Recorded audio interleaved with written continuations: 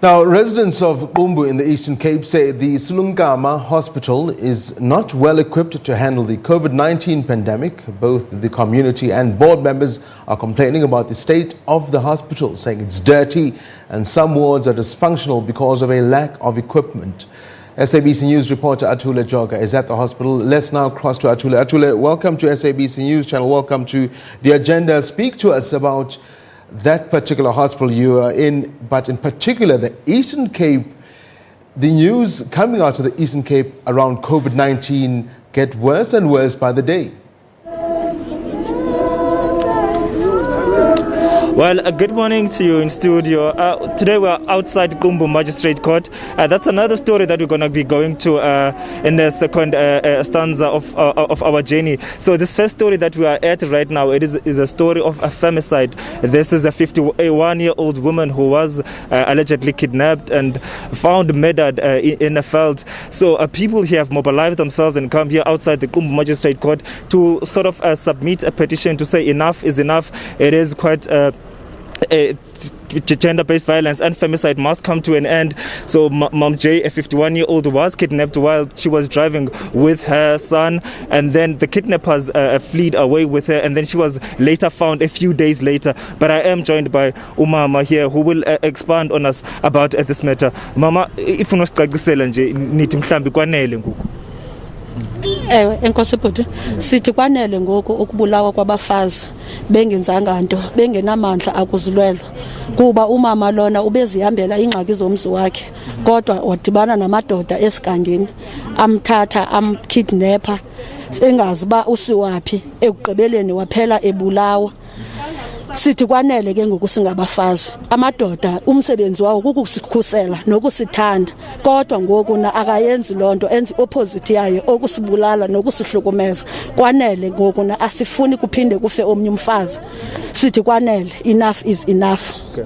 This is one of the protesters, an old woman, saying it is enough with the abuse of women. But we do have some elderly men who are also joined in the march to say they're also in support of this march of women, and also who are against femicide and also gender-based violence. Dada, what do you think it was important for you to come here and support this plea by the women here? I think from my side, one of the men in this area, a message is clear to be sent today to say enough is enough. This gender-based violence, it has to come to a stop now, because it's been happening for quite some time and we've been watching it, and it doesn't stop. Instead, it's moving forward. So we're here to send a clear message to say no more gender-based violence in this area. We are here to give even a support to the family of the deceased, to make it a point that during this difficult time, they must know that we are together in this journey. Okay. You're also going to be submitting a petition here. What is exactly in that petition? In the petition, we are clear to say these 4 killers of Nosipho Sitabuka Jombile were saying they must rot in jail. They must not be granted a bail. We are here today to make it a point that they don't get a bail.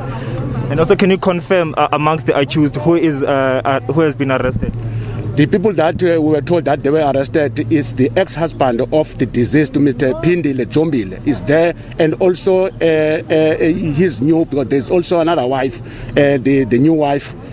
So we're told that he's still there. Also, the sister of the wife of Mr. Jombile is also there, and also a certain Mr. Danisile Boyumpa, who happened to be a resident of Gwenyane on your way to Port St. John's. So we read about that from the newspaper. So we're here to make the point that those people, they don't get a bail today.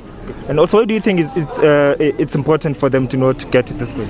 It's simply because the community outside we are very much angry by their own deeds. We are very, very angry. So even if they come out now, they are not safe. I must be honest to you, because all of us, we are crying for what they have done to late Nosipho Sitabuka Jombile. Well, Blaine, those are some of the residents here in solidarity with the killing and gruesome murder of Mama Nosipho Jombile, 51-year-old, who was kidnapped while she was with her son. But if my colleague Lwandile Mbulali can pen around to see some of the placards which are written here, some written "Real men don't rape." They are calling for justice for Mama Nosipho Jombile. They are saying there must be a stop on the gender-based violence, and some of them are saying enough is enough. So most people here are here here carrying their placards. They are in protest to say enough is enough, and also they want justice, and also they don't want a bail for the killers of Umama Unosipho. So this is quite the state of affairs here in South Africa at this moment. Femicide and gender-based violence does not seem to be subsiding. Blaine. It's a scourge indeed, Atule, and apologies for that crossing to you earlier. But as you rightfully said, you are currently at the four suspects which are expected to appear outside the Qumbu Magistrate Court for the murder of the former legislative employee Nosipho Stabuga Jombile. She was murdered last month after being kidnapped near her village. The accused included her husband, who was a police officer, according to my notes here, his current wife and two other males. The scourge of GBV, in fact, as we speak, out in Roodepoort on the west end of Johannesburg, the accused in the killing of Apule is expected to make his third appearance in front of the magistrate. The first two appearances, the first was cancelled because he refused to get legal representation. The second, he then said he wanted legal representation. Then last week, it was once again adjourned because of COVID-19 infection at the court in Roodepoort. I'm sure we'll get to hear about what happened in those proceedings this morning.